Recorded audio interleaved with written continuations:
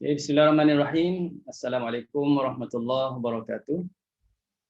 Alhamdulillah rabbil alamin wassalatu wassalamu ala asyrafil anbiya wal mursalin wa ala alihi wa sahbihi ajma'in.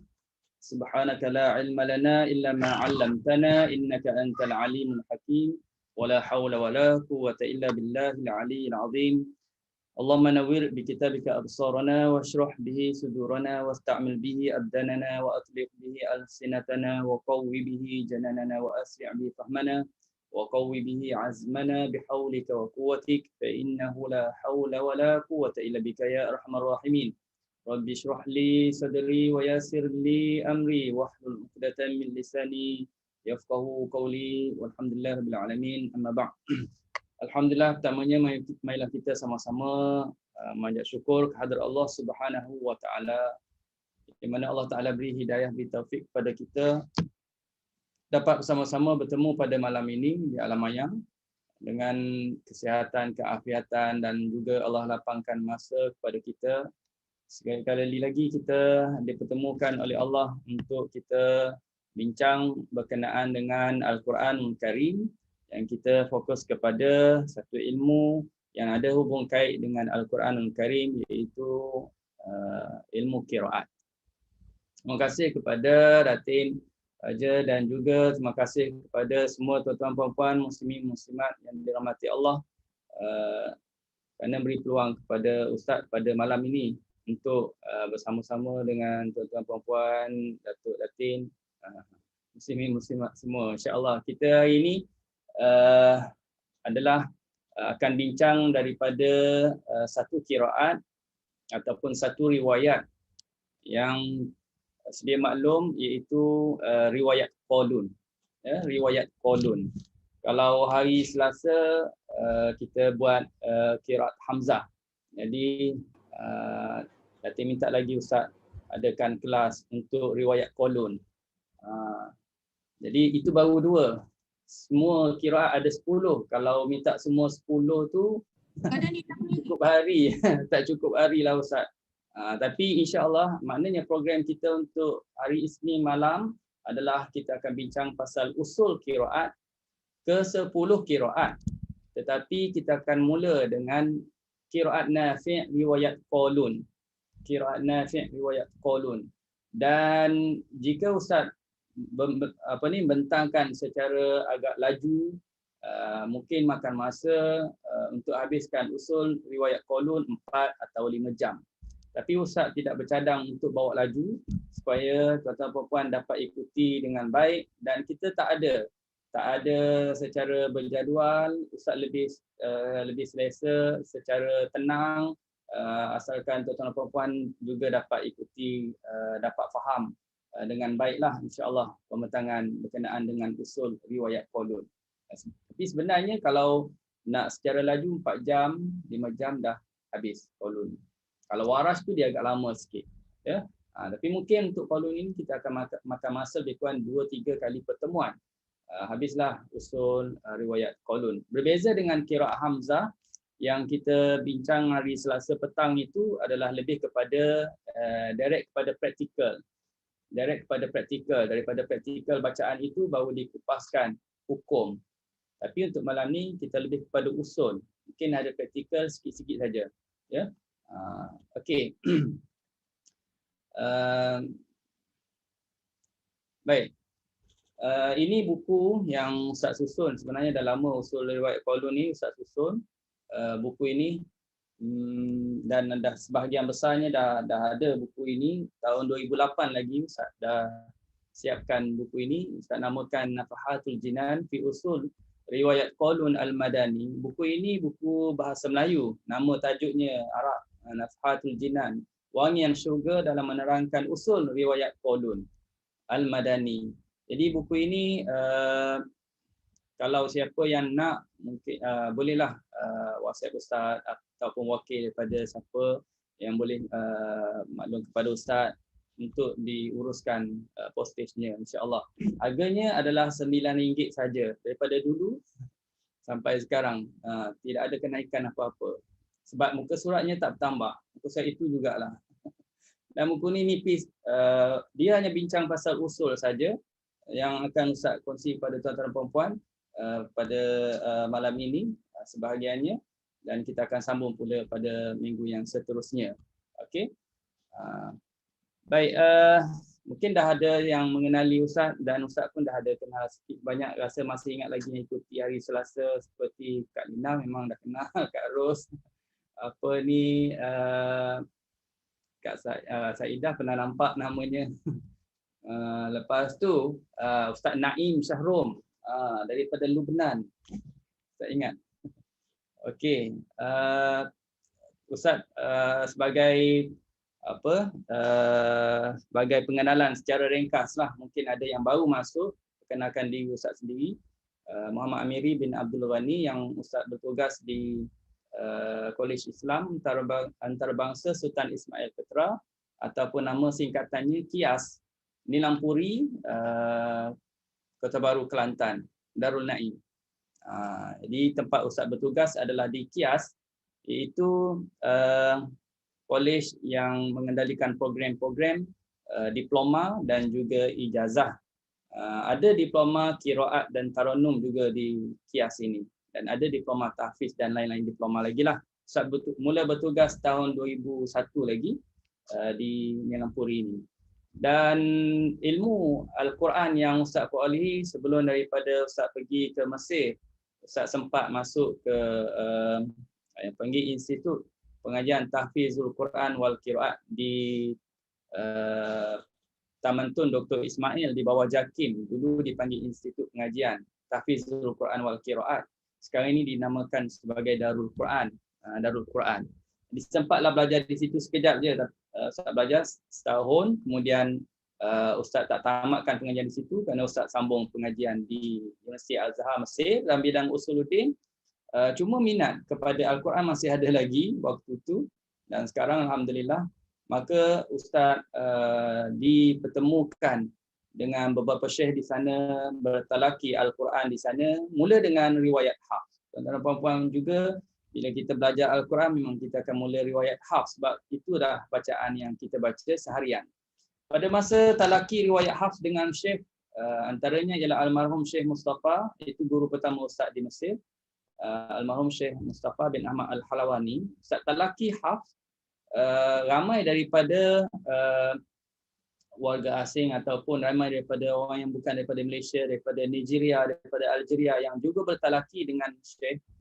Maka bila dengar tu bacaan mereka itu agak berbeza dengan bacaan yang kita selalu bacalah.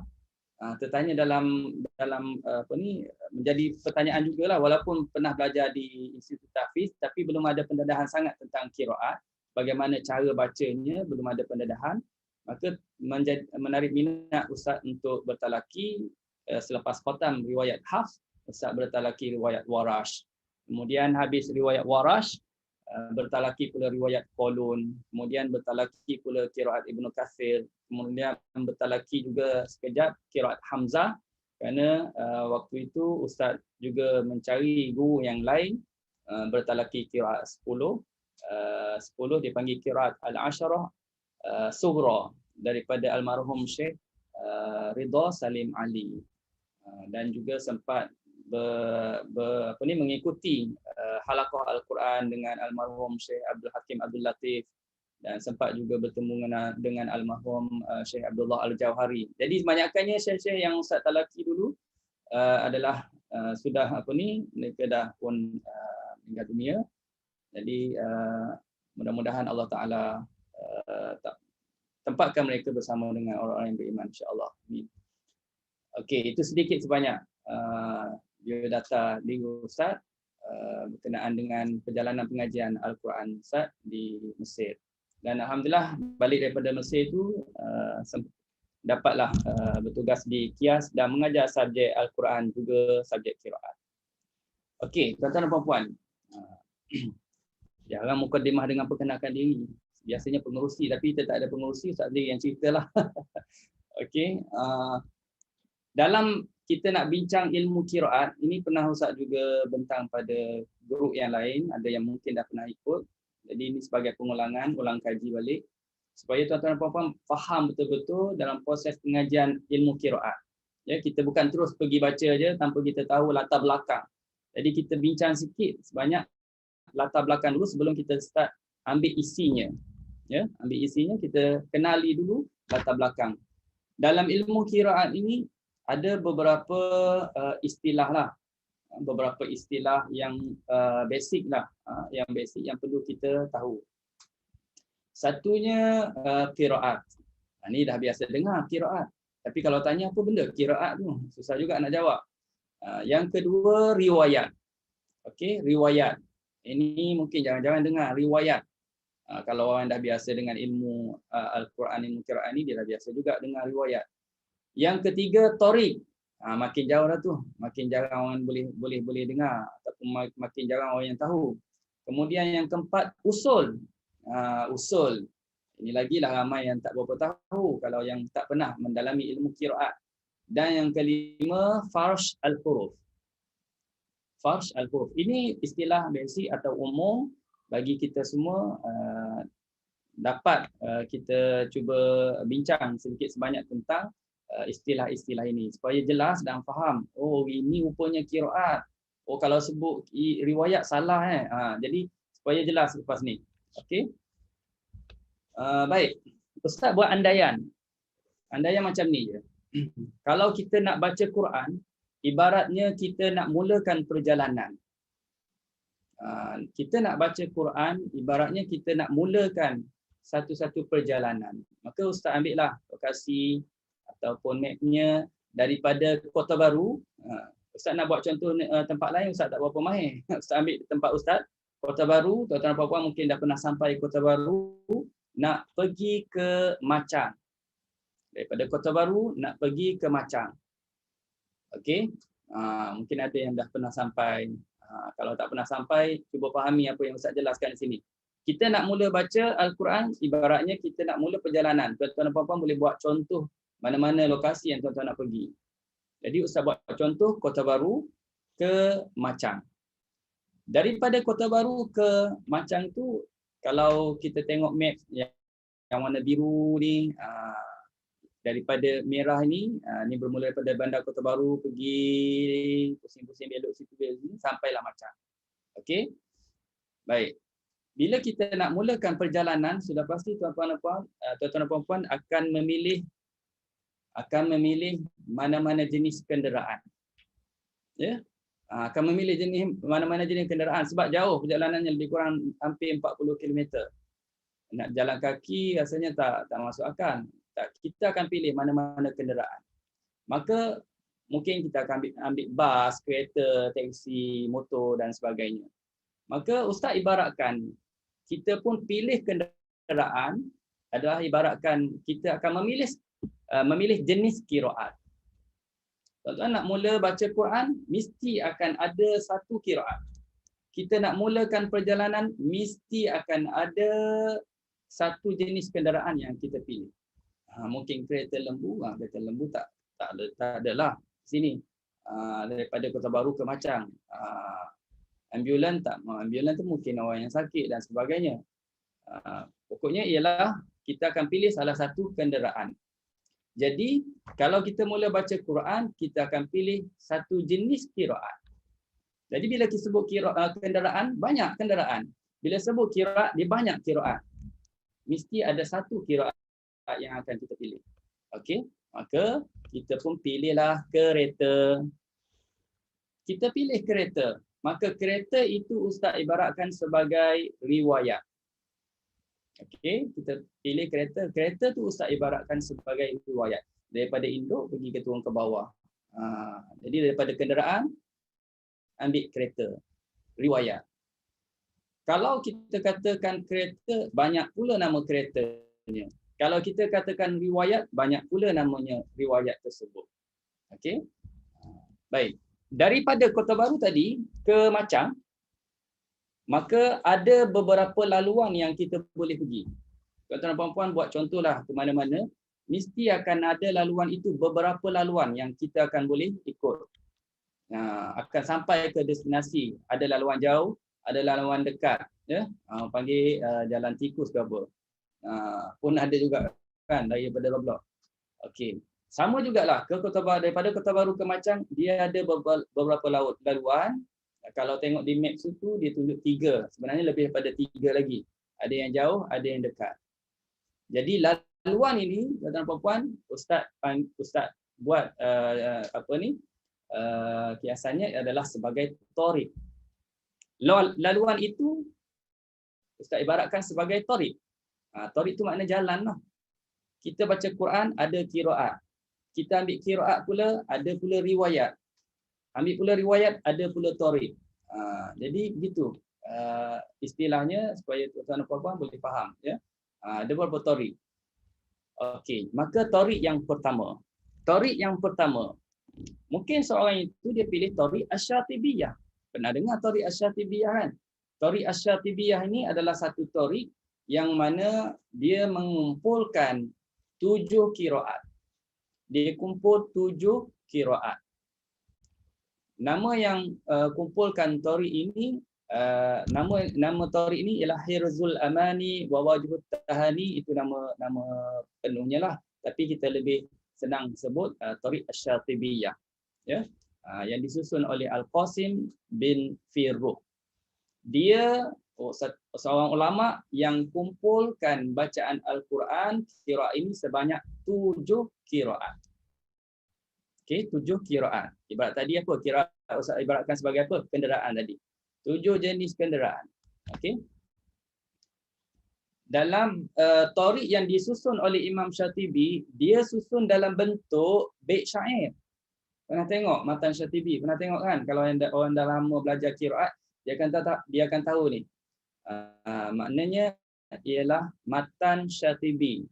Dia susun atau dia huraikan cara bacaan sesuatu qiraat, sesuatu riwayat itu dia susun dalam bentuk qasidah.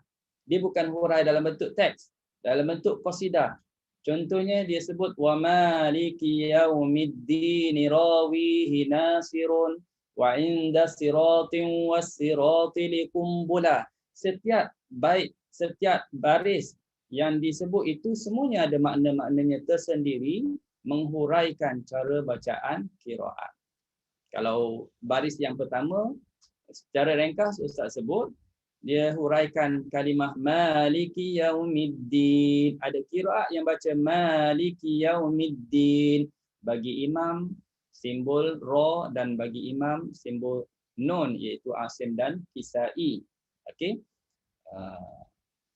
Dan bagi yang baca dengan huruf sin siratin siratal ladzi dengan ihdinas sirat bagi kumbul. Jadi itu kalau kita nak belajar yang ini memang kita kena tengok syarahnya lah baru boleh faham. Okey, maknanya kesimpulannya Imam Syatibi dia huraikan qiraat dalam bentuk qasidah. Okey. Imam Syatibi ni namanya ialah Al-Qasim bin Firruh bin Khalaf bin Ahmad Ar-Ru'aini Asy-Syatibi Al-Andalusi. Orang Sepanyol dia.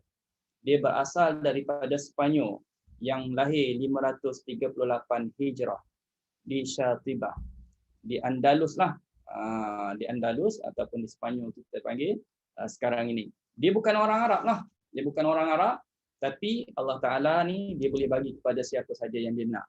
Walaupun bukan Arab, tetapi Allah Taala bagi ilmu kepadanya melebihi daripada orang Arab pun ada. Ya. Okey. Tariq yang kedua namanya Tariq Ad-Durrah. Pernah dengar Tariq Ad-Durrah? Tariq Ad-Durrah ni pula ialah satu tariq. Tariq apa dia? Tariq aliran ataupun jalan. Tariq Ad-Durrah ini adalah tariq yang disusun oleh Muhammad bin Ali bin Yusuf yang terkenal dengan nama Ibnu Al-Jazari. Pernah dengar nama Ibnu Jazari kan? Jadi Imam Ibnu Al-Jazari ni dia kumpul qiraat sebanyak 3 qiraat. Dalam bentuk qasidah juga sama Imam Syatibi dan dia buat dalam bentuk qasidah, dia huraikan cara bacaan qiraat 3 qiraat yang tak dikumpul oleh Imam Syatibi. Imam Syatibi kumpul 7. Dia kumpul 3. Jadi 7 campur 3 jadi berapa qiraat? 10 qiraat. Nama tariq ini ialah Tariq Ad-Durrah. Okey, Tariq Ad-Durrah. Iaitu qiraat yang ke-8, ke-9, ke-10. Okey. Ini laluan kedua. Baik. Imam Ibn Jazari ni Muhammad bin Muhammad bin Muhammad bin Ali. Senang nama dia. Muhammad bin Muhammad bin Muhammad. Jarang orang kita letak nama begini. Orang Arab biasalah. Nama bapaknya Muhammad, letak nama anaknya Muhammad, dapat cucu pula Muhammad. Okey. Okey, Ustaz skip lah yang ni ya. Dulu. Nanti kita cerita lain kali pula. Baik. Tariq yang ketiga. Jalan yang ketiga pula atau aliran yang ketiga dipanggil Thayyibah An-Nashr. Thayyibatun Nashr. Thayyibatun Nashr ini disusun juga oleh orang yang sama, Muhammad bin Muhammad bin Muhammad bin Ali bin Yusuf yang terkenal dengan nama Ibnu Al-Jazari. Apa beza dengan Ad-Durrah tadi? Tariq Thayyibah ini Imam Ibnu Al-Jazari dia susun 10 qiraat sekaligus. Okey, 10 qiraat. Imam Syatibi 7, dalam Ad-Durrah 3, dalam Thayyibah 10.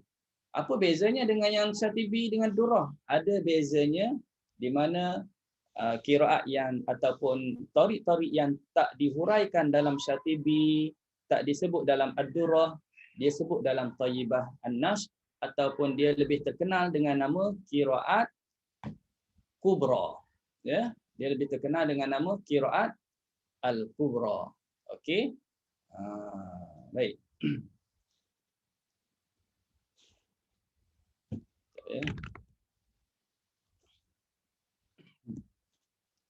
Okey. Ada orang nak ikut sekejap ya.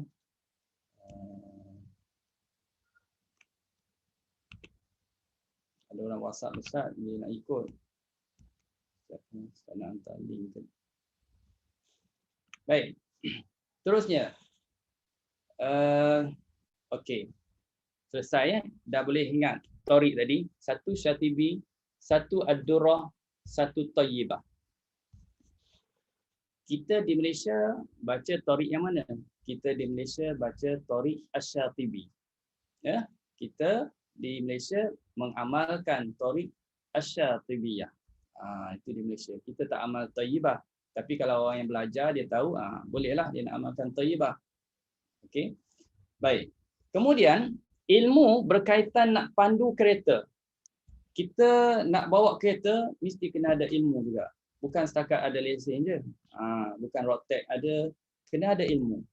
Jadi kita kena tahu macam mana nak bawa kereta, nak start enjin macam mana. Kalau sekarang kuncinya dah tak ada, tekan je. Kadang-kadang kalau orang tak tahu tu tak boleh nak bawa tu. Dia cari kunci mana tak jumpa. Okey.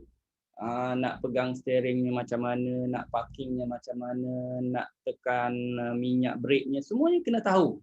Itu ilmu cara nak bawa kereta. Maka kita kalau kita nak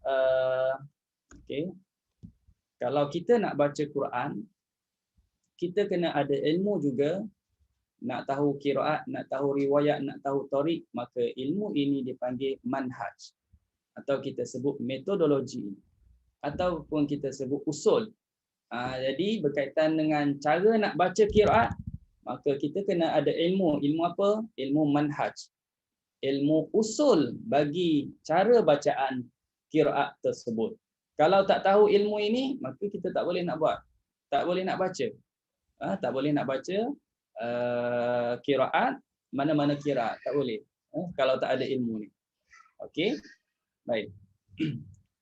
Tuan-tuan dan puan-puan semua, bila kita buka Quran, maka kita akan nampak tanda-tanda dalam Quran.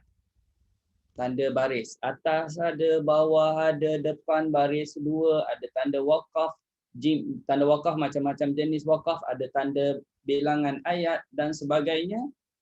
Itu dipanggil dhabtul mushaf. Kalau kita bawa kereta, kita jalan atas jalan raya, ada signboard kiri kanan. Itu signboard. Dalam mushaf Tanda-tanda itu dipanggil dhabtul mushaf. Kalau ikut Quran yang asal, kalau tengok dalam slide ini, sebelah tu tengok ayat Quran, boleh baca tak? Tak ada titik, tak ada baris. Tak ada titik, tak ada baris, tak ada tanda apa-apa. Ada tulisan saja. Itu yang ditulis pada awal-awal penulisan Al-Quran. Ya? Pada penulisan awal-awal penulisan Al-Quran, zaman sahabat, zaman Rasulullah sallallahu alaihi wasallam, tak ada titik, tak ada baris. Rasanya tak ada seorang yang boleh baca ni kot. Rasanya lah. Tapi mungkin ada yang bersangka baik, ada yang boleh baca. Nampak macam, oh Ustaz, saya boleh baca tu, nampak lam alif la. Itu je lah. Oh, yang tu nampak macam Allah. Allah. Itu je lah yang boleh kan. Kalau nak baca komplit semuanya, mungkin kena tengok betul-betul dulu baru boleh baca. Ya. Okey, tak apalah, kita tak bincang tu. Nak sebutnya istilah. Apa yang dipanggil tanda-tanda tu? Dipanggil dhabtul mushaf. Ini ilmu yang lain pula. Ilmu yang lain. Okey. Baik. Kalau kita tengok sekarang dah ada tanda-tanda. Nampak tak? Ada tanda-tanda. Apa beza antara kiri dengan kanan tu? Surah yang sama, ayat yang sama, ada bezanya lah. Ada bezanya dari segi penandaan. Okey. Ini qiraat yang lain, yang hijau tu qiraat yang selalu kita baca. Okey. Baik. Bila kita bawa kereta atau kita dengar orang lain bawa kereta, macam-macam bunyi exhaust dia tu. Kan? Ada orang yang minat exhaustnya macam-macam bunyilah. Ada yang suka kuat bunyi exhaustnya. Dalam bacaan Al-Quran ada seni iramanya, lagunya, yang tu kita panggil tarannum. Ya, tarannum. Ada lagu-lagunya yang kita sebut dalam ilmu qiraat ini atau ilmu Al-Quran ini kita panggil tarannum. Okey? Jadi ini mungkin ada yang berminat untuk belajar tarannum. Jadi kalau kita sebut qiraat dia lain, kalau sebut tarannum dia lain. Cuma semuanya adalah berkaitan dengan Al-Quran Karim. Kalau kita kata kereta, di kereta itu sendiri dah ada automatik, dah ada bunyi. Mesti ada bunyi, ya. Okey. Jadi kesimpulannya dalam kita baca Quran, adalah qiraatnya, adalah riwayatnya, adalah tariknya, dan ada tarannumnya, ada lagunya tersendirilah. Maksudnya ada lagu yang tersendiri. Okey, cuma kita tak tahu apa nama lagu yang kita bacalah. Kalau tanya awak baca lagu apa? Oh, saya lagu Sendirian Berhad je. Ataupun kalau kita tanya awak baca qiraat apa? Ni pun susah nak jawab ni kalau tak belajar qiraat. Qiraat lah sekali kata qiraat Syafi'i lah, qiraat Bayati lah, semuanya ada macam-macam jawapan. Okey. Jadi tuan-tuan dan puan-puan, kita nak sebut sikit ringkas, ya. Apa sebenarnya qiraat? Sebelum kita pergi pada usul, Ustaz kena cerita sikit latar belakang tentang qiraat. Apa sebenarnya maksud qiraat? Qiraat dia sebenarnya adalah kata jamak, plural, kata jamak bagi perkataan qiraatun yang merupakan kata terbitan, masdarnya bagi qara'a, baca. Baca, dia akan jadi kata terbitannya ialah bacaan. Bacaan. Qara'a yaqra'u qira'atan. Jadi kalau sebut qira'atan, satu bacaan. Okey, kalau kita sebut qira'at, tu plural, bacaan. Jamaklah, menunjukkan banyak. Bila kita sebut qira'at, maknanya bacaan. Jadi kalau kita sebut ilmu qiraat, maknanya ilmu kepelbagaian bacaan. Tuan-tuan dan puan-puan, belajar qiraat maknanya belajar cara baca Al-Quran dengan pelbagai jenis bacaan. Okey? Jangan bertukar dengan qiraati. Awal-awal dulu pernah Ustaz buka kursus qiraat. Kursus qiraat tahun awal 2001. Tahun 2001. Kerana masa tu popularnya qiraati. Maka ramai yang datang. Alhamdulillah ramai yang datang. Tiba-tiba dia dengar belajar wadduha wallaili idza saja. Dia ingatkan baru nak belajar batabat. Begitu rupanya kita dah tinggi sikit. Jadi dia bertukar rupanya dengan qiraati. Okey. Baik. Kalau dari segi istilah sikitlah kita ambil apa yang disebut oleh Imam Ibnu Al-Jazari menghuraikan maksud qiraat, katanya ialah qiraat ini satu ilmu yang bicarakan tentang cara untuk menuturkan kalimah Quran. Kalimah-kalimah Al-Quranul Karim dan kepelbagaiannya serta disandarkan kepada penakalnya, iaitu disandarkan kepada imam qiraat. Kalau anak-anak tuan-tuan dan puan-puan semua, kita hantar kepada Mahat Tahfiz Al-Quran wal Qiraat. Dia pun belajar di sana, belajar qiraat. Belajar apa qiraat? Maknanya mereka belajar cara nak baca, cara nak sebut kalimah-kalimah Al-Quran dengan pelbagai jenis bacaan dan ada sandarannya. Oh, ini bacaan Qalun, ini bacaan Warash, ini bacaan Ibnu Katsir dan sebagainya. Itu maksudnya ilmu qiraat. Ya. Okey. Ini nama-nama imam qiraat. Pada minggu lepas kita belajar Hamzah, Ustaz dah pernah tunjuk, Ustaz tunjuk sekali lagi. Mungkin ada yang baru ikuti. Ini nama-nama imam qiraat ya. Kita ada Nafi', perawinya Qalun dan Warash, kita ada Ibnu Katsir, perawinya Bazi dan Kumbul. Nombor 3 Abu Am, perawinya Ad-Duri dan As-Susi. Yang keempat Ibnu Amir, perawinya Hisham dan Ibnu Zakwan. Kita akan belajar yang nombor 1 ni. Qalun dan Qalun ya, Qalun daripada Imam Nafi' untuk malam ni. Yang kelima Asim, Syu'bah dan Hafs. Yang keenam Hamzah, perawinya Khalaf dan Khalad. Yang ketujuh Al-Kisai, perawinya Al-Laits dan Ad-Duri. Yang ke-8 Abu Ja'far, perawinya Ibnu Wardan dan Ibnu Jammaz. Yang ke-9 Ya'qub, perawinya Ruwais dan Raw. Yang ke-10 Khalaful Ashir, perawinya Ishaq dan Idris. Ini ada Ustaz masukkan dalam buku Ustaz, buku qiraat 10 kalam mulia. Lupa pula nak ambil tadi, nak tunjukkan. Buku yang lain pula yang Ustaz tulis qiraat 10 kalam mulia yang bincang pasal surah Ad-Duha sampai An-Nas. Okey. Dapat ya? Itu nama-nama imam lah. Kalau tak dapat ingat lagi ke semua nama-nama imam ni, ingat yang ni je. Ingat yang ini je pun dah okey. Nama apa? Nama Qalun lah. Apa yang kita nak belajar ni nama Qalun. Ya. Siapa dia? Imam dia? Nafi' nama dia. Imam dia atau nama tu guru kepada Qalun ya, Nafi'. InsyaAllah lama-lama nanti akan ingat semua. Sebab apa? Sebab kita dah tahu kita baca sehari-hari itu Quran, kita baca riwayat siapa? Hafs. Siapa tu guru Hafs? Asim. Dah ingat dah situ.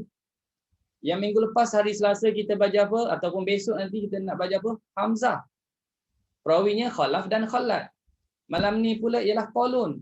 Gurunya Nafi'. Jadi bila ditambah lagi pasal qiraat dengan secara automatiknya nanti kita akan ingatlah tanpa hafal-hafal pun nama-nama ini. Ya. Nama macam jadi macam nama adik-beradik kita tak hafal sangat pun, tapi selalu kita sebut, selalu kita panggil, akhirnya kita ingat nama-nama ni. Okey, baik, barulah kita nak masuk kepada usul qiraat, tapi belum masuk secara sepenuhnya lagi. Usul qiraat Imam Nafi' ni. Ustaz nak ceritakan sikit lagi. Apa dia usul? Apa dia farsh? Supaya tuan-tuan dan puan-puan boleh faham betul-betul. Apa makna usul, apa makna farsh? Usul ni maknanya permasalahan ilmu qiraat yang ada kaedah-kaedahnya yang tertentu. Dalamnya ada beberapa bahagian seperti idgham, mad, imalah, taulidh, ibdal, lain-lain lagi. Kalau bincang pasal izhar, idgham atau hukum apa-apa mad sebagainya dipanggil usul. Dipanggil usul. Jadi yang akan kita bincang ialah usul. Kita akan bincang hukum madnya, hukum basmalahnya, hukum idghamnya, hukum imalah dan sebagainya. Ya. Apa dia pula farsh? Farsh pula ialah bermaksud lafaz ataupun kalimah yang berlaku khilaf. Khilaf tu maksudnya apa? Khilaf ni maknanya perbezaan. Berlaku perbezaan di kalangan qurra. Qurra tu siapa? Qurra ni maknanya ulama-ulama, qori-qori. Qurra tu adalah kata jamak plural bagi perkataan qori lah. Qori. Kalau seorang qari dipanggil qari lah, kalau ramai dipanggil qurra. Ya, ulama qurra. Jadi setiap kalimah yang berlaku perbezaan bacaan. Imam ni baca maliki contohnya. Yang ni baca maliki. Imam ni baca yukhadi'una, yang ni baca yakhda'una. Yang ni baca yakdzibun, yang ni baca yukadzibun. Tak sama tu. Bila berlaku perbezaan sebegitu, maka istilahnya adalah disebut sebagai farshil huruf. Farsh al-huruf. Dia letak berterabur. Ada dalam surah ni sikit, ada dalam ayat ni sikit, ada dalam juzuk ni sikit. Dia berterabur. Dia tak boleh, dia berbeza dengan usul. Usul ni ada satu formula, formula itu digunakan pakai untuk mana-mana tempat. Yang farsh ni dia duduk berterabur. Kadang-kadang pada ayat ini je, ayat yang lain tak. Itu farsh. Okey. Baik. Mungkin ini istilah ni apa tu? Ini boleh faham ya. Beza antara usul dengan farsh. Jadi kita tak bincang pasal farsh, kita bincang pasal usul. Okey. Baik. Qiraat Nafi'. Bila kita sebut qiraat Nafi', tuan-tuan, istilah tu kena jelas. Kita tak panggil riwayat Nafi', kita panggil qiraat Nafi'. Istilah qiraat itu dia sandarkan kepada tok guru besar. Qiraat Nafi'. Anak muridnya atau perawinya maka disebut sebagai riwayat. Disebut sebagai riwayat. Jangan kata qiraat qalun. Saya belajar qiraat qalun lah. Saya nak belajar qiraat warash lah. Bukannya berdosa, tapi penggunaan istilah itu tak tepat lah. Kalau tuan-tuan sebut qiraat qalun, tak, dia tak panggil qiraat qalun. Bila kata qiraat, dia kena sebut tok guru dia, Nafi'. Bila kata riwayat, maknanya disandarkan kepada perawinya, muridnya. Kita kata riwayat qalun. Jadi kalau lengkapnya, malam ni kita belajar itulah, kita belajar riwayat qalun, qiraat Nafi'. Itu komplit. Ya. Qiraat qalun, qiraat Nafi', riwayat qalun. Okey. Baik. Jadi kita akan belajar hanya riwayat qalun, ya. Okey. Baik, sebelum daripada belajar kita kena kenal dulu siapa dia qalun. Siapa dia qalun. Ambil perhatian juga ni. Tadi apa ni akak Datin dah mention pada Ustaz. Ustaz malam ni buat kuis. Buat kuis. Jadi dia suruh buat kuis. Adalah dua soalan dia suruh tanya kan. Apa benda tak tahu Ustaz nak tanya. Sebab baru tengok WhatsApp tadi. Jadi ni Ustaz tak tahu nak tanya apa. Jadi ambil perhatian. Mungkin apa yang nak bincang ni, biografi qalun ada di soal, ataupun kalau bukan qalun, biografi Ustaz sendiri. Okey. Baik, siapa dia qalun? Kita cuba kenal siapa dia qalun. Qalun ni bukan nama sebenar. Qalun ini nama sebenar dia Isa bin Mina bin Wardan bin Isa. Itu nama dia sebenar. Panjanglah nama dia. Nama apa ni dibinkan dengan bapaknya dengan toknya, Isa bin Mina bin Wardan bin Isa. Namanya sendiri pendek je, Isa. Okey. Baik.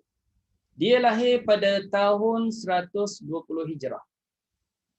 120 Hijrah. Dia ni rupanya anak tiri kepada Imam Nafi'. Ada lagi beberapa imam yang lain rupanya perawi itu adalah merupakan anak tiri. Jadi qalun ini anak tiri kepada Imam Nafi'. Jadi kelebihannya bila dah anak tiri itu mungkin ada kesempatan masa yang lebih. Dia mendalami ilmu bacaan Al-Quran daripada Imam Nafi' ataupun bapa tirinya, menjadikan dia orang yang alim juga, menjadi perawi kepada Imam Nafi'. Qalun itu asalnya daripada perkataan bangsa Rom, yang mana kalau ditranslate ke bahasa Arab, jayyid. Translate pula ke bahasa Melayu kita, baik. Biasa kita dah maklum perkataan jayyid kan. Kalau anak-anak belajar sekolah agama, ada pangkat jayyid, jayyid jiddan, mumtaz. Jayyid maknanya baik. Oleh kerana dia ni bacaannya elok, bacaannya baik, Maka tok guru dia Nafi' ini atau bapa tiri dia ini gelarkan dia sebagai kolun, sebagai kolun. Jadi dapatlah gelaran tersebut kolun, lekatlah nama dia, melekatlah nama tu, dipanggil kolun. Bagus dia panggil begitu, bergelar begitu, bukan bergelar yang tak seronok dengar. Dia gelar dengan panggilan yang baik.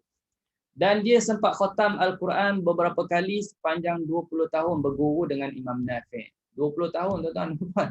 20 tahun. Kita kalau 2 tahun rasa dah cukup, belum lagi. 2 tahun dah, Ustaz, saya ni tak pandai-pandai lah belajar qiraat. Dah lama belajar, berapa tahun cik? Dah 2 tahun dah. 2 tahun baru sekejap je. Ini dah 20 tahun. Ya. Belajar dengan guru. Tapi kita harapnya kita dapat belajar, kita dapat mengaji Quran sampai ke matilah, sampai ke akhir hayat kita, ya, untuk belajar Al-Quran. Okey. Walaupun dia ni seorang yang pekak, disebutkan dalam kitab dia ni pekak, betul-betul pekak. Tapi bila Quran dibacakan kepadanya, dia boleh dengar. Dia boleh dengar bacaan tersebut, bahkan bila dia perhatikan mulut pembaca itu, dia dapat betulkan lagi kesalahan pembaca. Katanya pekak dia ni sampai tiup trompet pun tak dengar. Tiup trompet pun tak dengar. Itu setengah ulama menyebut begitu, dalam kitab menyebut begitu, dia memang pekak betul. Dan ada juga yang menyebut pekak tu sebenarnya adalah kiasan kepada dia tak pernah mendengar benda-benda yang lara. Dia mendengar Quran, dia mendengar perkataan-perkataan yang baik je. Tak apalah kalau kita ambil yang ada pandangan mengatakan dia pekak, memang Allah Ta'ala boleh bagi kepada siapa pun. Bila yang ni tak boleh dengar, bila baca Quran boleh dengar. Okey. Riwayat kolun ini masyhur di Timur Afrika, khususnya di setengah tempat di Tunisia. Di Tunisia, alhamdulillah, Ustaz pernah sampai di Tunisia, secara kebetulan sampai di Tunisia. Jadi yang Ustaz tahu Tunisia ini awalnya ingatkan Warash. Tunisia baca Warash. Rupanya di Tunisia dia ada sebelah bahagian baca Warash, sebelah bahagian tu dibaca kolun. Satu Warash, satu kolun.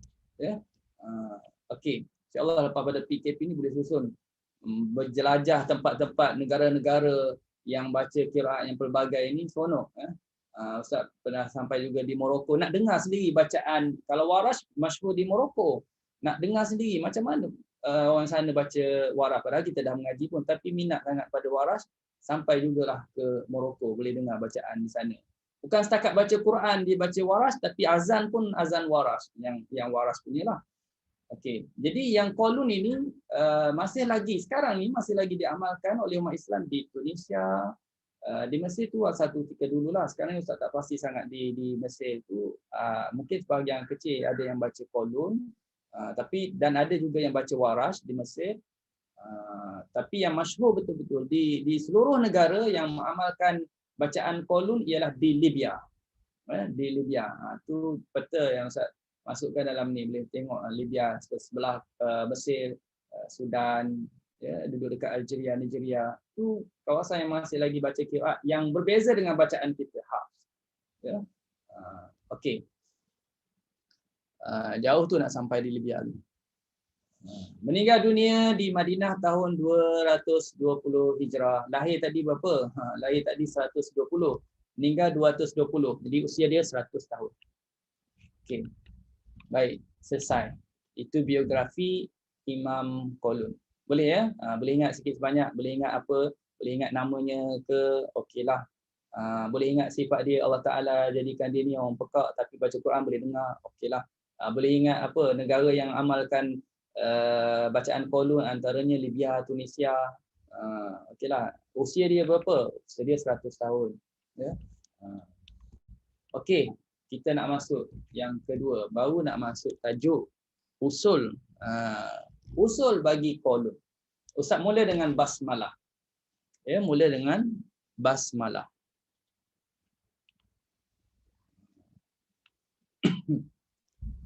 Okey. Kita nak bincang pasal basmalah ni, maknanya nak bincang pasal bismillahirrahmanirrahim. Berkaitan apa? Berkaitan dengan ada 4 bahagian semuanya. Kalau tuan-tuan dan puan-puan dah ada buku ni, boleh tengok dalam buku ni muka surat 4, boleh tengok dalam muka surat 4. Untuk bincangkan pasal basmalah ini, Ustaz pecah kepada 4 bahagian. Okey? 4 bahagian. Pertamanya kita akan bincang bagaimana kedudukan basmalah ini di antara 2 surah. Tuan-tuan dan puan-puan dah baca satu surah, selesai, kemudian nak sambung pula surah yang baru, bagaimana kedudukan bismillah itu? Kena baca ke tak kena baca? Itu dibincang dalam bahagian yang pertama. Mana-mana surah, kecuali surah At-Taubah. Surah Taubah, Ustaz letak di bahagian yang kedua. Jadi kita nak tengok mana-mana surah yang nak sambung kepada surah yang baru, adakah kena baca bismillah ataupun tak payah baca bismillah bagi riwayat Qaulun. Untuk riwayat Hafs kita dah tahu. Untuk riwayat Hafs kita akan baca bismillah. Okey, kita tengok untuk riwayat Qaulun. Adakah dia sama dengan Hafs? Secara umumnya Ustaz tunjuk begini. Secara umumnya dia kena baca basmalah. Jadi kita kalau yang dah belajar lama Hafs tu dah tahulah, kena baca basmalah. Samalah dengan Hafs. Jadi bila dah sama dengan Hafs, senanglah, senang ingat. Maknanya tuan-tuan dan puan-puan, bila dah habis satu surah, nak masuk surah baru, ingat kena baca bismillah dulu. Okey, kena baca bismillah dulu. Maka bila kita letakkan bismillah, maka di sana boleh dibaca dengan 3 wajah. Iaitu yang pertama dipanggil qat'ul jami'. Ustaz sebut dulu istilah ni, nanti kita akan detailkan. Satu dipanggil qat'ul jami'. Tu cakap Arab lah. Kalau tak nak cakap Arab, berhenti ke semuanya atau putus ke semuanya. Okey. Yang kedua, waqaf akhir surah. Waqaf akhir surah. Surah apa tuan-tuan baca, berhentilah akhir surah tu. Kemudian baca basmalah sambung dengan awal surah. Dah tadi kita berhenti. Bila sebut berhenti, kena faham, bila sebut berhenti, kena bernafas. Kalau kita berhenti, kita tak bernafas, dia tak panggil berhenti tu, dia panggil saktah. Dia panggil saktah. Kita tak panggil waqaf lah di situ. Dia panggil saktah. Dia ada beza. Kadang-kadang kita berhenti, berhenti ke? Berhenti. Tapi tak bernafas. Itu tak panggil waqaf. Dia panggil saktah. Yang kita naknya ialah waqaf. Kena lepas nafas, kena ambil nafas yang baru. Baca bismillah, sambung dengan awal surah. Okey, itu yang kedua.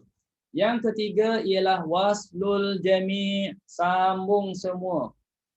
Ini jangan berhenti. Ini yang boleh baca begini bagi mereka yang tangki besar lah. Minyaknya banyak, bolehlah jalan terus. Kalau kita tangki kecil, tangki kecil, jadi tak payah baca lah. Untuk waslul jami' ni takut mati tengah jalan je. Jadi baik-baik sebaiknya berhenti. Tapi kalau tangki besar, nafasnya panjang, boleh terus. Dipanggil apa? Waslul jami'. Itu bahasa Arab. Kalau nak bahasa Melayu, sambung semuanya. Sambung semuanya. Okey, itu secara umum. Sekarang tak usah detailkan satu persatu. Sekarang kita ambil contoh dulu. Akhir surah Fatihah. Tuan-tuan baca. Akhir surah Fatihah. Ini Ustaz nak buat contoh wajah yang pertama. Apa wajah pertama? Qat'ul jami'. Putuskan semuanya. Akhir surah Fatihah ialah siratal ladzina an'amta 'alaihim ghairil maghdubi 'alaihim waladdallin.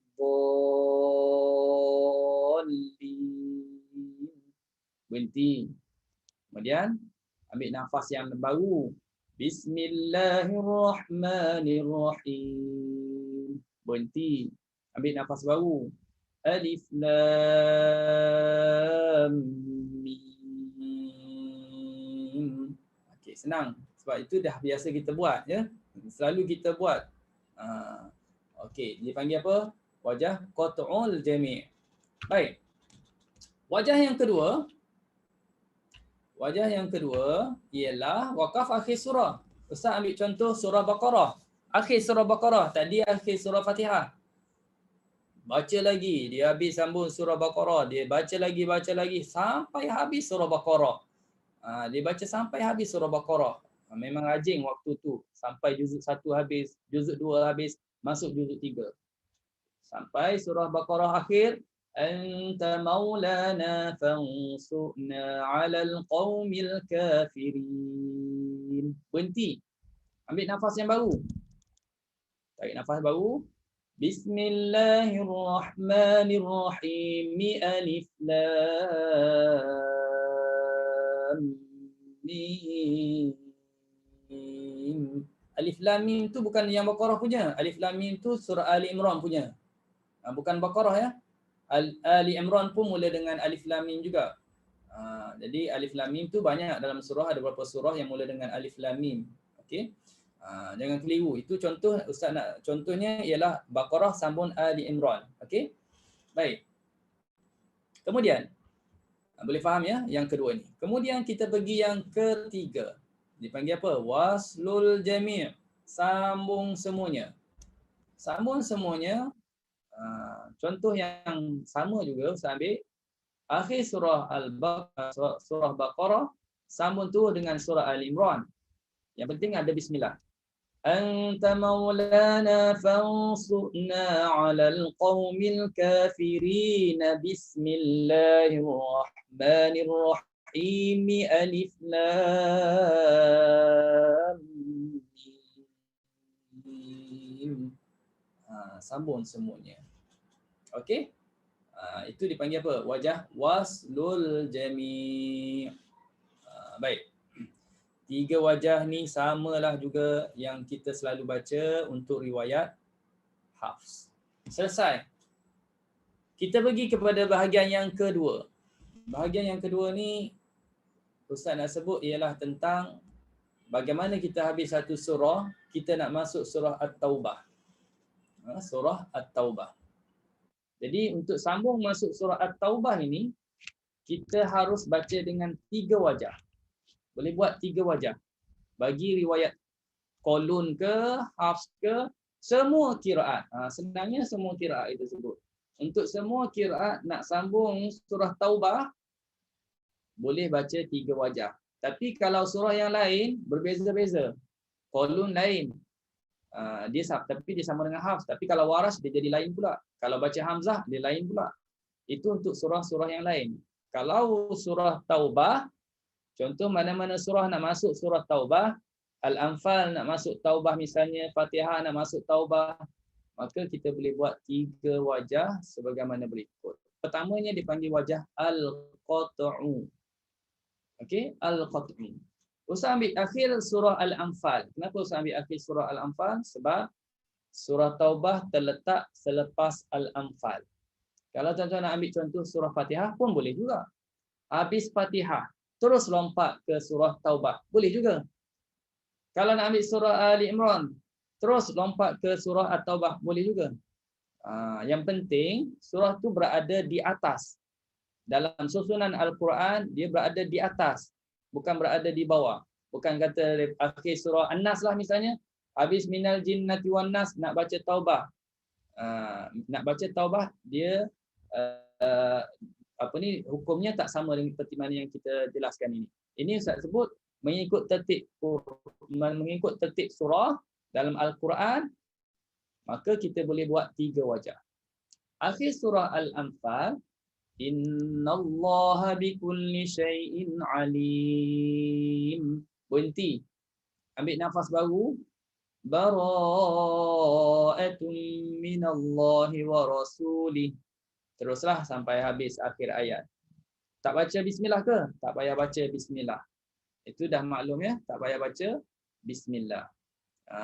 Surah Taubah ni satu-satunya surah yang tak perlu kita baca Bismillahirrahmanirrahim. Okey? Baik, terusnya. Okey. Terusnya yang kedua waslul jami'. Okey, waslul jami'. Sambung semuanya. Bila kita nak sambung semuanya, kita kena tahu akhir surah Al-Anfal atau mana-mana akhir surah itu barisnya apa. Contohnya akhir surah Al-Anfal, Innallaha bikulli syai'in alimun. Dengarlah pasal iklan. Alimun bara'atun minallahi wa rasulih. Okey.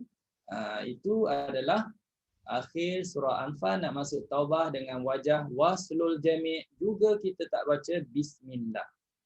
Okey, juga kita tak payah baca bismillahirrahmanirrahim. Baik, terus yang ketiga ialah as-sakt. Boleh kita baca dengan saktah. Kita baca dengan as-sakt. Innallaha bikulli syai'in alim. Alim tu tuan semua nak baca 2 harakat pun boleh, nak baca 4 harakat boleh, nak baca 6 harakat pun boleh. Boleh je. Alim. Tapi diam seketika tu 2 harakat je. Jangan sama panjang dengan alim. Nanti alim 6, diam pun sampai 6. Tak boleh baca gitu. Dia alim, dia boleh 2, 4 atau 6. Kemudian saktah diam seketika tu 2 harakat.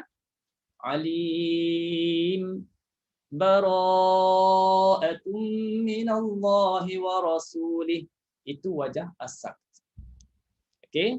Itulah 3 wajah yang harus kita baca. Mana-mana surah, syaratnya surah itu berada di atas sebelum daripada At-Taubah. Kita boleh buat 3 wajah. Bagi siapa? Bagi semua qiraat. Termasuk siapa? Qalun. Okey, baik, itu bahagian yang kedua. Ketiga-tiga wajah ini perlu kita tahu tak perlu baca basmalah. Rasanya semua maklum kenapa tak baca basmalah ya. Saya tak sebut lagi lah di sini. Okey. Bahagian ketiga. Bahagian ketiga ni apa? Bahagian yang ketiga ni bila kita dah habis surah An-Nas, minal jinnati wan nas. Tuan-tuan nak sambung bismillah dengan awal surah Fatihah, maka semua qiraat dia akan baca bismillahirrahmanirrahim. Tak ada satu pun qiraat termasuk qiraat Hamzah yang kita belajar minggu lepas. Walaupun surah lain tak payah baca bismillah, tapi bila akhir surah nak masuk Fatihah kena baca bismillahirrahmanirrahim. Mesti dipisahkan dengan bismillahirrahmanirrahim. Okey, itu bahagian yang ketiga. Ni contohnya kan. Minal jinnati wan nas bismillahirrahmanirrahim kena baca. Ya, tak boleh minal jinnati wan nas alhamdulillahirabbil alamin, tak boleh. Sepakat ulama menyebut di sini kena baca bismillah. Okey. Bahagian yang keempat ialah apabila menyambung akhir surah dengan awal surah yang sama, seperti tuan-tuan nak ulang surah Al-Ikhlas, kan kita nak baca surah Al-Ikhlas 7 kali ke 100 kali ke, nak ulang surah Al-Ikhlas, habis walam yakul lahu kufuwan ahad, nak baca lagi qul huwallah, kena baca bismillah terlebih dahulu. Bismillahirrahmanirrahim. Qul huwallahu ahad, Allahus samad, lam yalid wa lam yulad wa lam yakul lahu kufuwan ahad. Kena baca bismillah lagi. Ini semua qurra, termasuk qiraat Hamzah yang kita belajar minggu lepas. Nak ulang ini kena baca basmalah. Okey. Maka tuan-tuan dan puan, 4 bahagian selesailah perbincangan tentang basmalah.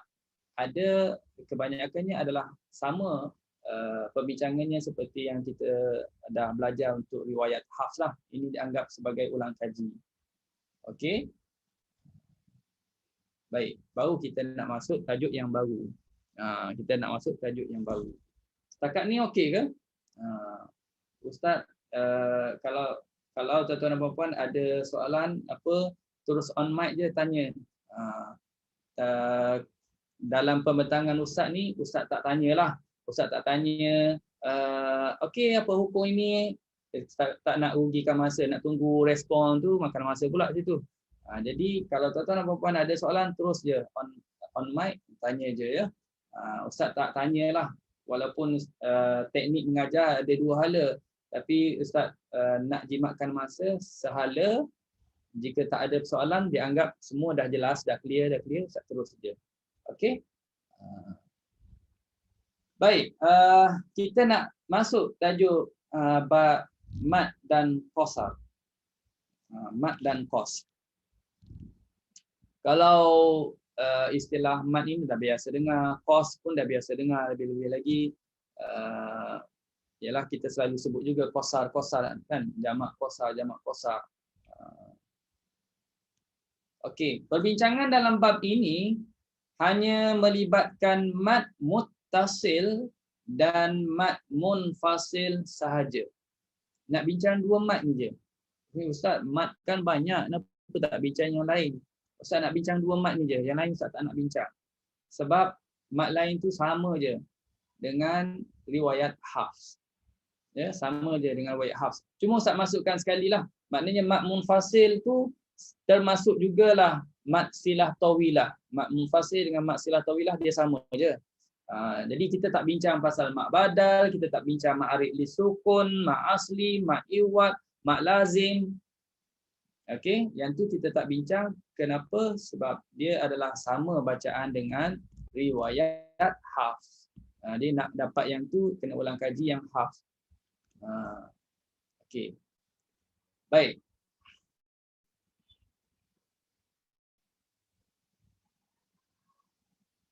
Okey, ni mat munfasil. Ustaz letak sekali lah dengan mat silah tawilah. Dan yang kedua, mat muttasil. Okey, mat bermaksud. Nak kena tahu juga apa maksud mat. Mat ni maknanya memanjangkan suara. Kita panjangkan suara. Mat tu maknanya panjangkan suara. Panjang. Mat tu dari segi bahasa panjanglah. Panjangkan apa? Panjangkan suara. Kita nak panjangkan suara dengan salah satu daripada huruf mat yang tiga. Huruf mat kita sedia maklum ada tiga. Alif sebelumnya baris di atas. Waw yang mati sebelumnya baris di hadapan. Kalau alif kita tak payah sebut dah alif mati. Memang alif tu memang confirm mati. Tapi kalau waw kena sebut waw tu mati. Okey, waw mati sebelumnya baris hadapan. Ya mati sebelumnya baris di bawah. Jadi kita panjangkan huruf-huruf ini apabila salah satu huruf ini bertemu depannya ada hamzah qata' ataupun depannya ada huruf yang mati, maka kena baca dengan mat. Okey, itu istilah mat. Kalau qas pula, qas maknanya panjangkan huruf mat juga, tapi qadar mat asli ditetapkan dengan dua harakat tanpa sebarang penambahan atasnya. Kalau sebut qas, dia bermaksud kepada panjangkan dua harakat je. Okey, kita panjangkan dua harakat. Itu qas.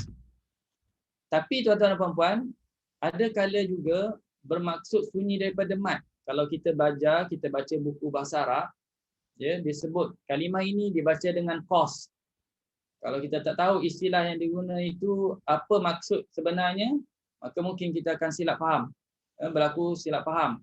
Dia kadang-kadang guna istilah qas juga, tapi dia bermaksud sunyi daripada mat. Sunyi daripada mat. Contohnya lah, kalau tuan-tuan tengok surah Az-Zumar ayat yang ke-7. Wa in tashkuru yardahu lakum. Kalimah yardahu, kalau dalam buku bahasa Arab, dalam tajwidnya ada yang menyebut dibaca apa? Qara'a bil qas, dibaca dengan qas. Kita pun qas ingat dua harakat lah. Maka kita akan baca yardahu lakum. Padahal sebenarnya yang dimaksudkan qas di situ adalah sunyi daripada mat. Itu kena faham. Ya, itu kadang-kadang penggunaan istilah qas. Okey. Baik. Mat muttasil.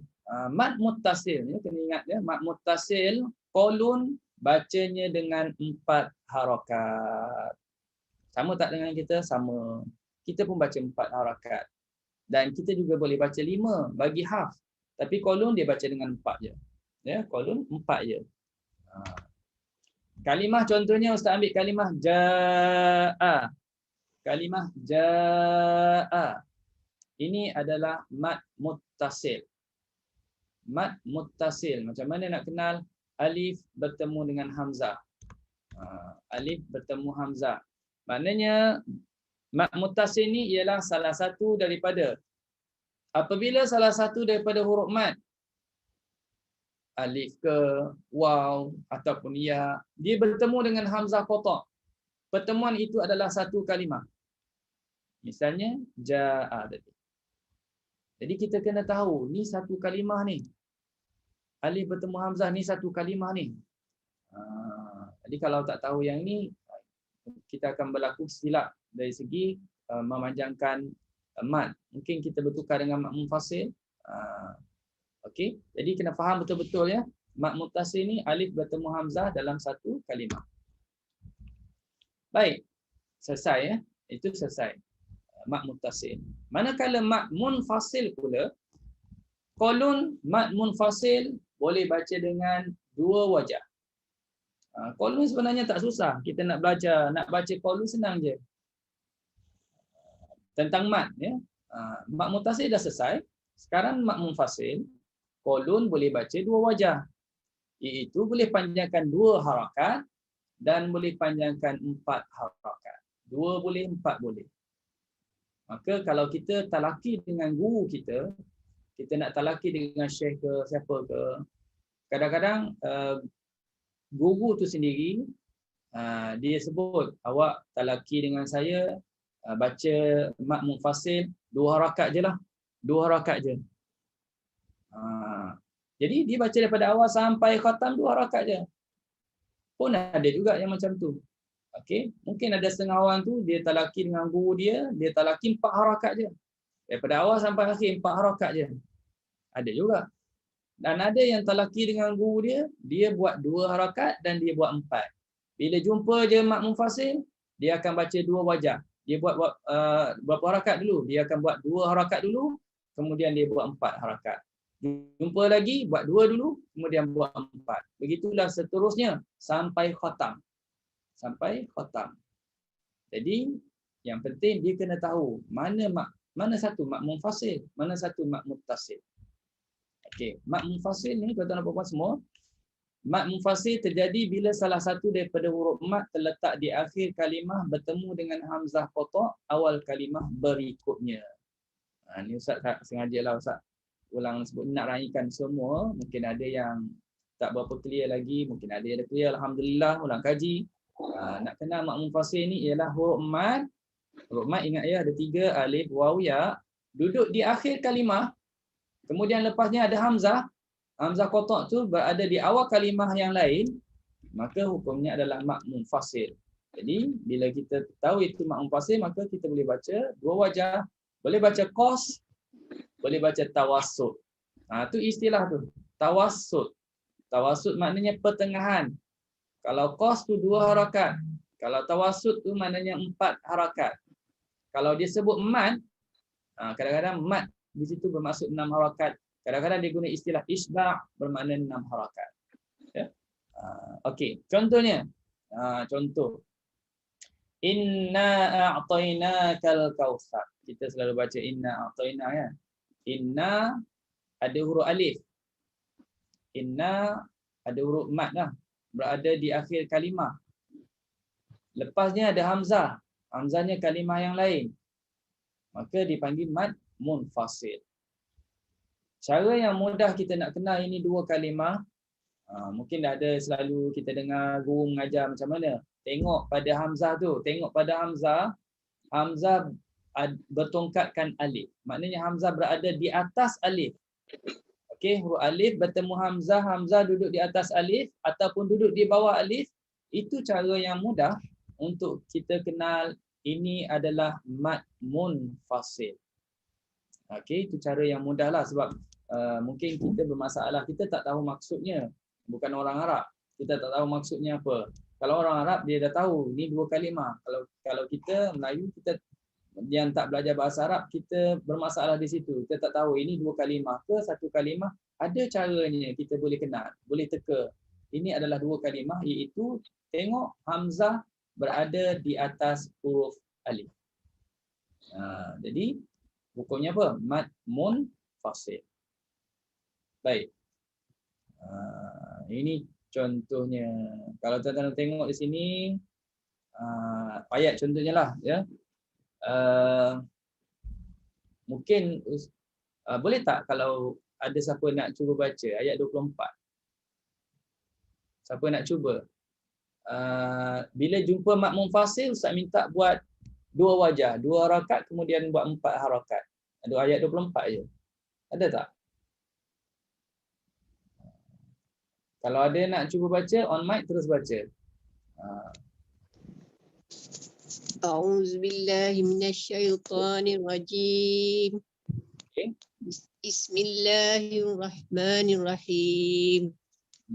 Qalu ya Musa inna lan nadkhulaha abada.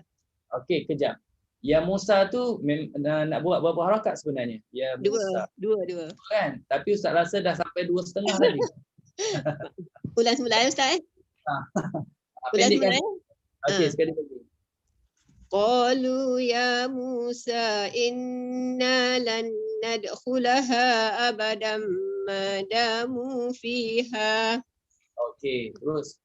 Qalu ya Musa inna lan nadkhulaha abadan ma damu fiha. Okey, baik. Macam ni. Kalau tengok dalam Quran Ustaz, yang Ustaz paparkan di skrin itu, fiha tak ada waqaf. Fiha tu tak ada waqaf. Okey? Bila kita waqaf, bila kita nak talaki, kita akan pastikan dalam bacaan dalam ayat tersebut mat mufassir contohnya, adakah 2 ni je atau ada lagi depannya? Jadi kita ada lagi kan? Ada lagi dekat bawah tu faqatila, maknanya daripada awal sampai yang last kali baru kita boleh berhenti. Baru boleh berhenti untuk kita selesaikan wajah-wajahnya. Gitu. Kalaulah tak ada. Kalaulah kat bawah contohnya lah, kat bawah dah tak ada dah mak mufassir, ada 2 ni je Ustaz. Jadi bolehlah kita berhenti di situ, dia panggil shortcut. Kita nak selesaikan wajah-wajah dengan ringkas, dipanggil waqaf itu waqaf intidhari. Boleh kita dan kita undur balik. Sekarang ni bawah tu ada lagi. Bermakna ni Jah kena baca sampai bawah. Sekali lagi baca dengan 2 harakat. Okey.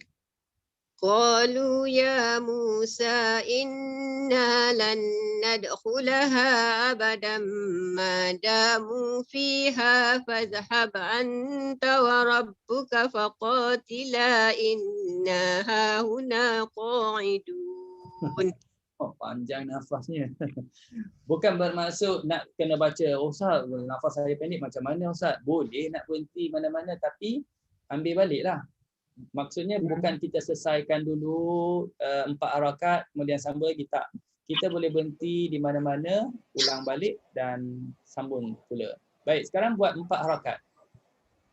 Qalu ya Musa inna lan nadkhulaha abadan ma damu fiha fadhhab anta wa rabbuka faqatila inna hahuna qa'idun.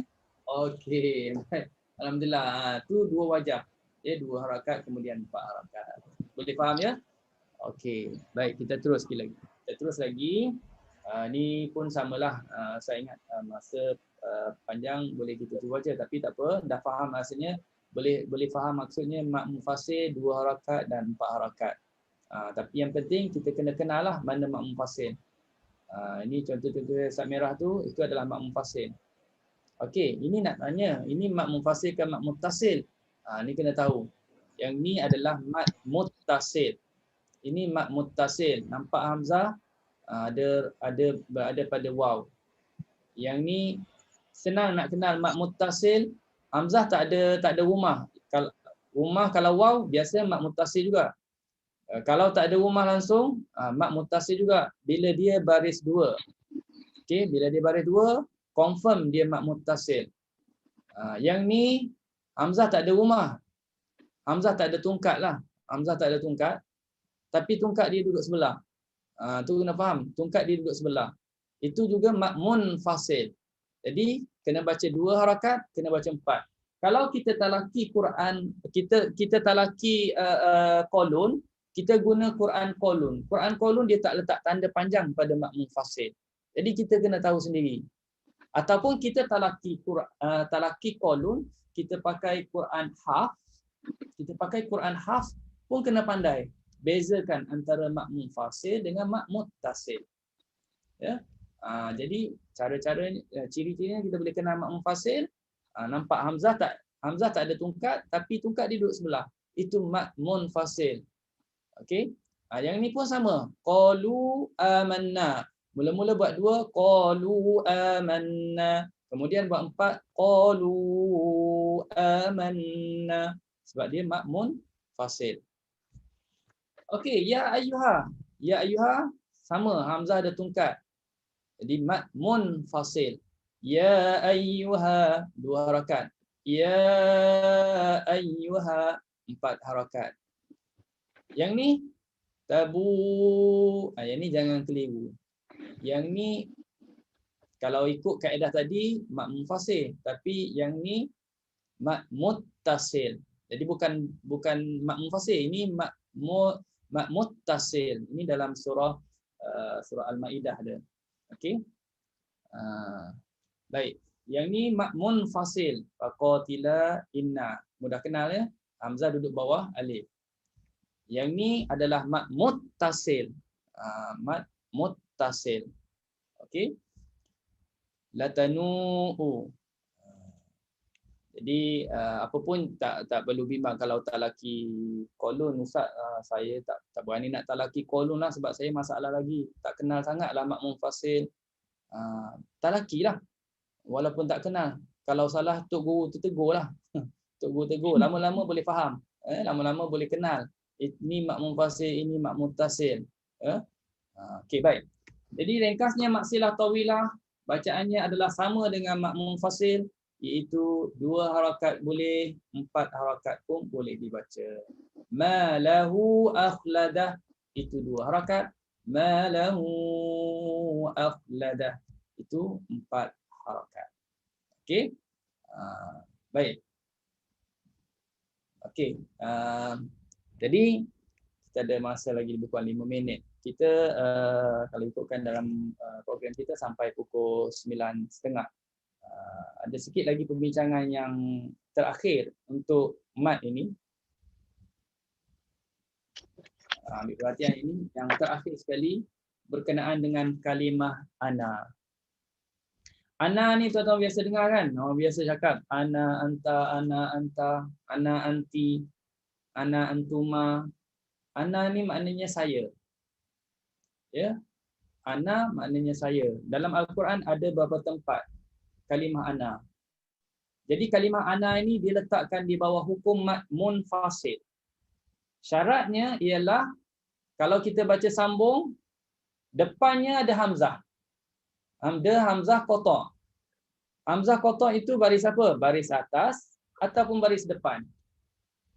Baris atas atau baris depan. Contohnya lah. Contohnya apa? Okey. Ini nampak tak? Ana uhyi. Ana maknanya apa? Saya. Dia rasanya ramai dah tahu kan? Ana.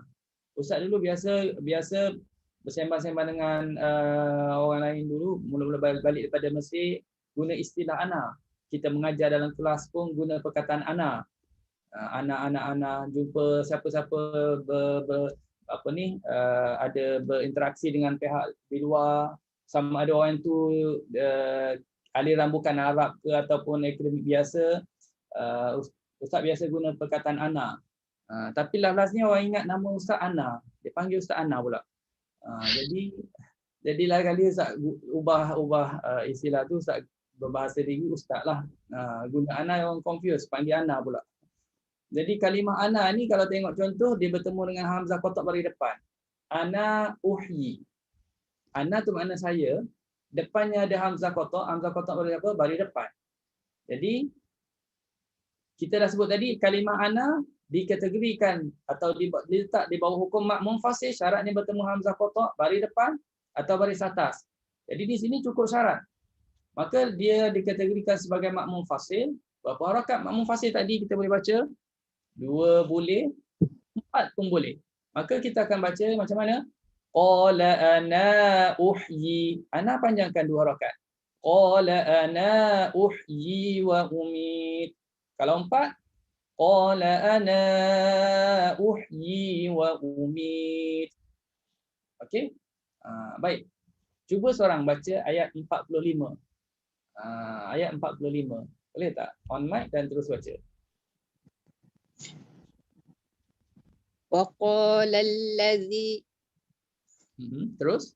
وقال الذي نجا منهما وادكر بعد أمة أنا أنبئكم بتأويله فأرسلون. Okey, kalau orang dengar dia baca macam tu, dia baca haf, salah lah. Kalau baca haf, salah lah. Sebab dia panjangkan ana, betul tak? Tapi kalau orang tu baca ana, dia panjang. Okey, dia panjang. Orang sebelah tu tak tahu yang kawan ni baca kolun. Dia tegur. Kenapa panjang? Kita boleh bagi tahu. Ini adalah bacaan kolun. Okey dah, itu baru 2 harakat. Sekarang buat 4. وقال الذي نجا منهما وادكر بعد أمة أنا أنبئكم بتأويله فأرسلون. Okey, baik. Okey, alhamdulillah. Okey, selesai. Yang ni sekarang ni seorang lagi minta tukar pemain pula. Tukar orang lain. Okey, baca yang ni. Nak tahu ustaz tak merahkan, nak tahu sendiri. Jumpa tak? Sila on mic dan baca. Bismillahirrahmanirrahim. Qala alladhi 'indahu 'ilmun minal kitabi ana atika bihi qabla an yartadda ilayka tarfuk. Okey, dah jumpa kalimah ana. Itu 2 harakat sekarang. Cuba buat wajah kedua. Okey. Tadi 2 kan? Sekarang wajah kedua. Qala alladhi 'indahu 'ilmun minal kitabi ana atika bihi qabla an yartadda ilayka tarfuk. Okey, alhamdulillah. Allahu azim. Ustaz nak tanya boleh? Ustaz? Boleh. Sebab tadi ayat yang Ustaz kata kalau hamzah tu dia berbaris hadapan dengan atas ke? Kita baca panjang dua. Betul. Okey. Baris atas atau depan. Dia seronok ngaji secara online ni seronok. Maknanya tak nampak satu, tak ada masalah. Lepas tu tak kena rotan sebab jauh. Jadi jangan takut. Kan, jangan takut. Nak baca on mic je, tak buka video ke, baca je lah. Salah pun tak kena rotan sebab jauh. Tapi kalau dekat pun tak rotan pun. Lain kalau tak laki dengan Syekh. Syekh harap masa belajar dulu. Tapi ustaz tak kenalah. Member-member pernah kena. Okey. Baik, yang ni dah tadi atas dengan bawah. Last kali. Baris tadi sebut atas dengan depan. Last kalinya ialah baris bawah macam mana? Kalau baris bawah. Kalau baris bawah, tuan-tuan dan puan, dia boleh buat 2 cara. Sama ada kita kekalkan alif atau kita buangkan alif. Bila kita letakkan alif, maka dia samalah dengan yang kes tadi, yang baris atas baris depan tadi, boleh buat 2 harakat kemudian buat 4. Ana illa itu 2, ana illa itu 4, dan boleh juga hadafkan alif, buangkan alif, maknanya bacaan sama dengan haf ana illa. Ana illa. Okey? Baik, alhamdulillah selesai. Di perbincangan kita pada malam ini, Ustaz mulakan tadi tentang berkaitan dengan pengenalan qiraat sedikit, kemudian pergi pula kepada maksud qiraatnya apa, lepas tu biografi Imam Qolun, lepas tu kita belajar bab basmalah. Ya, bab basmalah tu ada 4 bahagian. Yang last kali kita bincang pasal mad dan qas dengan berakhir tentang kalimah ana. Jadi insya-Allah mudah-mudahan tuan-tuan dan puan-puan dapat faham apa yang dijelaskan pada malam ni, ya. Okey, 2 soalan. 2 soalan kuis. Tak tahu nak tanya apa ni sebenarnya. Tapi cubalah reka-reka je. Siapa boleh jawab Tariq Ad-Durrah adalah satu tariq yang mengumpulkan berapa qiraat? 7. 3 kiraat Ustaz. Ustaz. Apa yang pertama tadi jawab 3? Saya Saidah mengumpul 3 kiraat. Saidah. Okey, Kak Saidah. Okey, Kak Saidah akan apa ni? Okey, Kak Saidah jawab betul. Itu 3 kiraat. Lupa pula Ustaz. Lupa apa yang lupanya lepas tu nak buat macam mana, dia kena hubungi siapa kena hubungi Tatin ke? Ya Ustaz, hubungi saya ataupun Facebook. Okey, Kak Saidah boleh hubung dengan Tatin. Itu baru satu soalan kan? Soalan yang kedua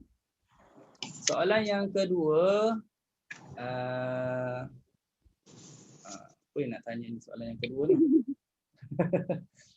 Soalan yang kedua, bagi kalimah ana yang bertemu dengan hamzah baris bawah, berapa wajah?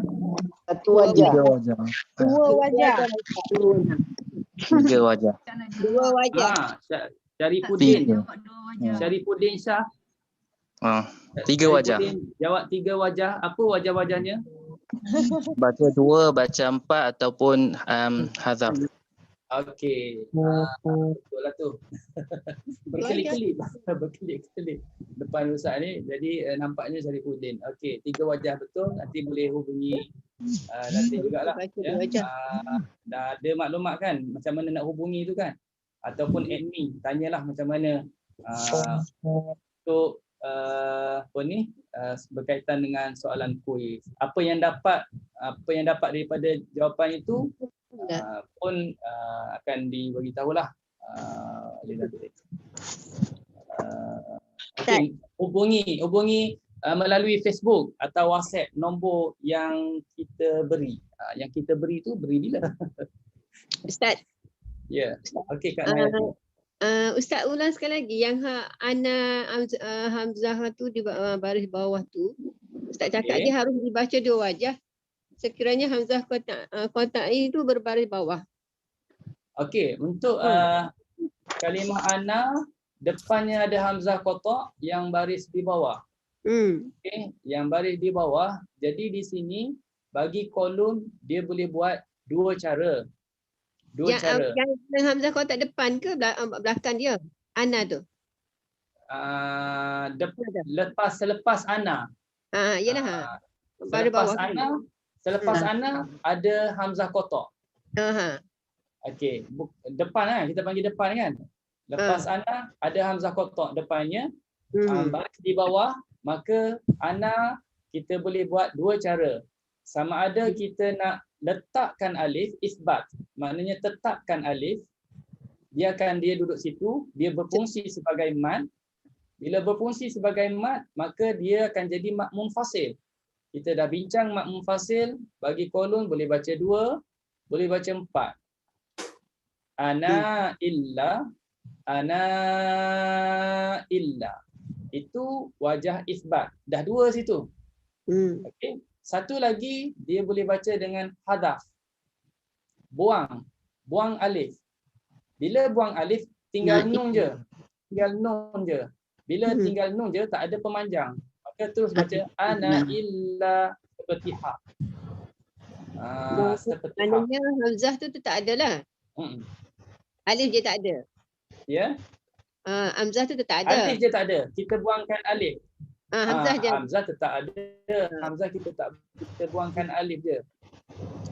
Alif pada nun.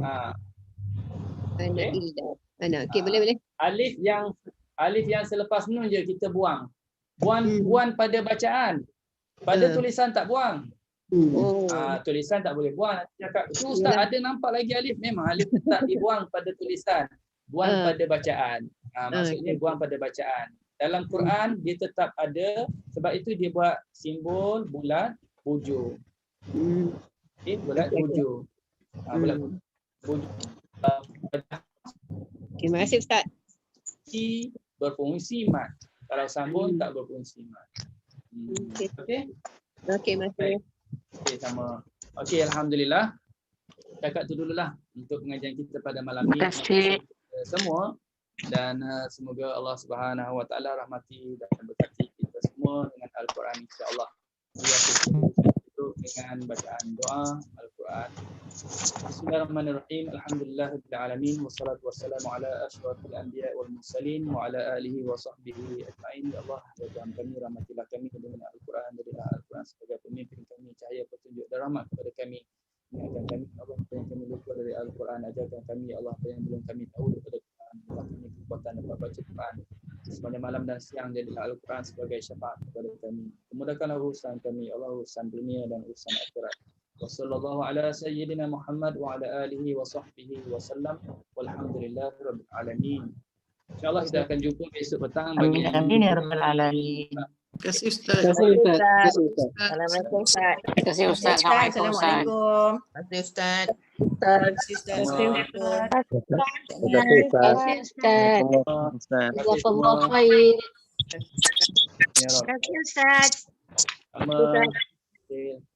Assalamualaikum. Assalamualaikum warahmatullahi. Okey, tak keluar dulu.